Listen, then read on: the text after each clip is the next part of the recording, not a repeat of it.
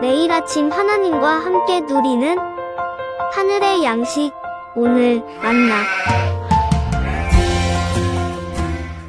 내가 무슨 말을 더하리요? 기드온, 바락, 삼손, 입다, 다윗 및 사무엘과 선지자들의 일을 말하려면 내게 시간이 부족하리로다. 그들은 믿음으로 나라들을 이기기도 하며 의를 행하기도 하며 약속을 받기도 하며 사자들의 입을 막기도 하며 불의 세력을 멸하기도 하며 칼날을 피하기도 하며 연약한 가운데서 강하게 되기도 하며 전쟁에 용감하게 되어 이방 사람들의 진을 물리치기도 하며 여자들은 자기의 죽은 자들을 부활로 받아들이기도 하며 또 어떤 이들은 더 좋은 부활을 얻고자 하여 심한 고문을 받되 구차히 풀려나기를 원하지 아니하였으며 또 어떤 이들은 조롱과 채찍질뿐 아니라 결박과 옥에 갇히는 시련도 받았으며 돌로 치는 것과 톱으로 켜는 것과 시험과 칼로 죽임을 당하고 양과 염소의 가죽을 입고 유리하여 궁핍과 환난과 학대를 받았으니 이런 사람은 세상이 감당하지 못하느니라. 그들이 광야와 산과 동굴과 토굴에 유리하였느니라. 이 사람들은 다 믿음으로 말미암아 증거를 받았으나 약속된 것을 받지 못하였으니 이는 하나님이 우리를 위하여 더 좋은 것을 예비하셨은즉 우리가 아니면 그들로 온전함을 이루지 못하게 하려 하심이라.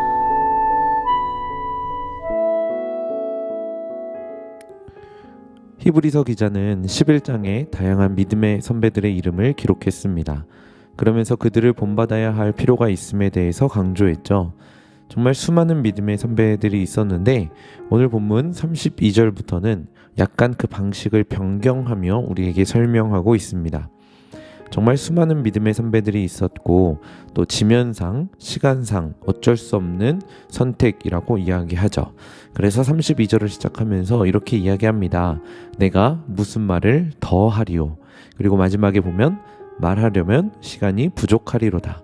결국 말해봤자 라는 것이죠. 만약 지면과 시간이 허락되었다면 훨씬 더 많은 사람들이 그리고 훨씬 더 많은 이야기들이 기록되었을 것입니다. 어쨌든 본문을 통해서 믿음의 선배들을 다시 한번 확인할 수 있습니다. 기드온도 기록되어 있고 바락, 삼손, 입다, 다윗, 사무엘 그리고 선지자들이라고 표현합니다.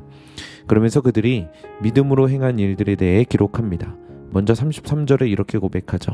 그들은 믿음으로 나라들을 이기기도 하며 의를 행하기도 하며 약속을 받기도 하며 사자들의 입을 막기도 하며 어쩌면 삼손도 사자들의 입을 막기도 했지만 본문을 통해서 우리는 다니엘을 떠올릴 수도 있을 것입니다.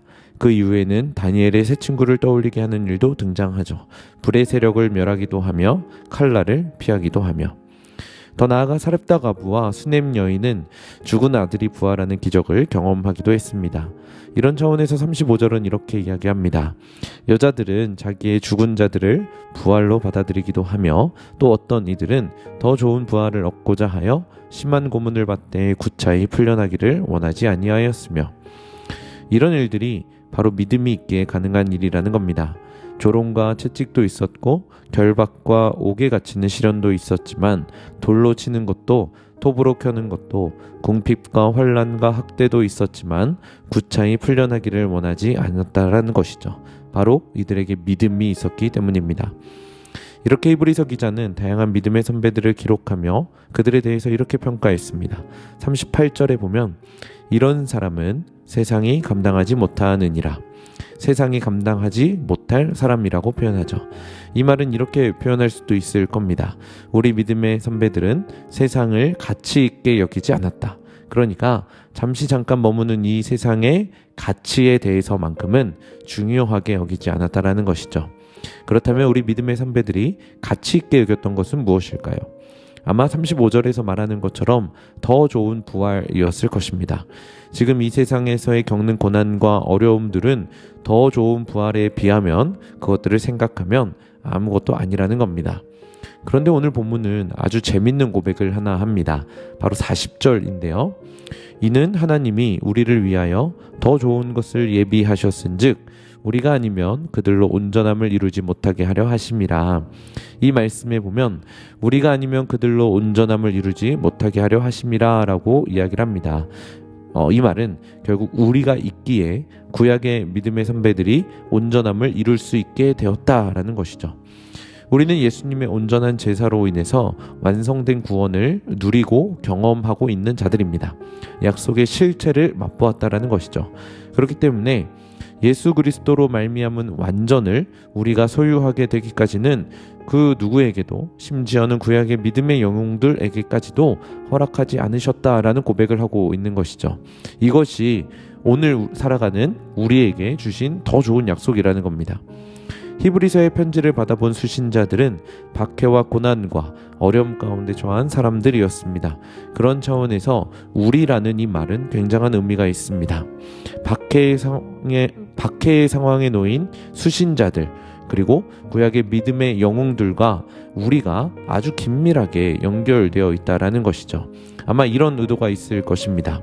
구약의 믿음의 선배들이 하나님의 궁극적 약속을 받지 못했는데도 극심한 역경 가운데서 믿음의 선배답게 살아갔다면, 이미 그 약속을 받은 성도들은 어떤 어려움 가운데서도 끝까지 인내하고 약속을 붙잡고 믿음의 삶을 살아야 하고 또 살 수 있다라는 것이죠.